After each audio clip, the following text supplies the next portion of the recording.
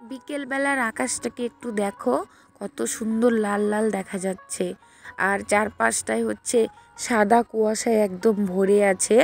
ঠান্ডা তো এসেই পড়েছে, কি আর বলবো, এখনই সোয়েটার জ্যাকেট পরে থাকতে হয়, প্রচুর পরিমাণে কুয়াশা আর ঠান্ডা হাওয়া। আর দেখো এই সময় কিন্তু আমি চলে আসি আমাদের বাড়িরই একটা সবজি খেতে। হাই ফ্রেন্ড, শুভ বিকেল। তো তোমরা সবাই কেমন আছো? আশা করি ভালো আছো, সুস্থ আছো। আমিও খুব ভালো আছি। কোচবিহারের ছোট্ট গ্রাম থেকে আমি বৃষ্টি। আমার এই নতুন ব্লগে তোমাদের অনেক অনেক স্বাগত দিয়ে আমি আজকের ভিডিওটি শুরু করছি।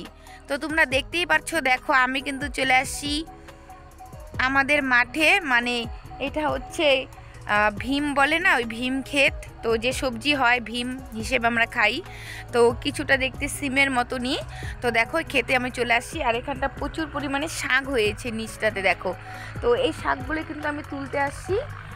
এগুলো হচ্ছে বতুয়া শাক, তো খেতে অনেকটাই ভালো, তো আমার ফেভারিট বললেই চলে। তো যাই হোক, চলো তোমাদেরকে দেখাচ্ছি শাকগুলো কেমন আর কিভাবে আমি তুলি। তো তোমরা সবাই আমার ভিডিওটি দেখতে থাকো। তো ওই শাকগুলো কিন্তু অনেক নরম, দেখো কি সুন্দর করে ছিঁড়ে যাচ্ছে, হালকা করে টান দিচ্ছে, আস্তে আস্তে কিন্তু ছিঁড়ে যাচ্ছে একটা একটা করে। তো তার সঙ্গে সঙ্গে দেখো অনেকগুলো ঘাসের গাছ ছিল, তো সেগুলো কিন্তু আমি বেছে বেছে তুলছিলাম, কারণ যতই হোক ঘাসটা শুদ্ধ তো খাওয়া যাবে না, সেই জন্য। তারপরে এই দেখো কত সুন্দর কচি কচি পাতাগুলো, আমার তো দারুণ লাগছিল, তুলতেও মজা লাগছিল। তো তারপরে তো দেখো এই যে কত কত জায়গা অনেক বড় বড় হয়ে গেছে ভীমের গাছগুলোও, আর তার সঙ্গে এই শাকের গাছগুলোও, আর হয়েছে সঙ্গে কিছু ঘাস। তো এগুলো তুলে না দিলে গাছগুলো কিন্তু ঠিকঠাকভাবে বড় হবে না, মানে বাড়তে খুবই অসুবিধা হবে, সেই জন্য কিন্তু এগুলো সব পরিষ্কার করে দিতে হবে। তো আজকে এসে দেখছি প্রচুর শাক হয়েছে, সেই জন্য কিন্তু আমি দাদু বাড়ির থেকে একটা প্যাকেট নিয়েছি শাকগুলো তুলে রাখার জন্য। তো প্যাকেটগুলোতে মধ্যে শাকগুলো তুলে নিয়েছি।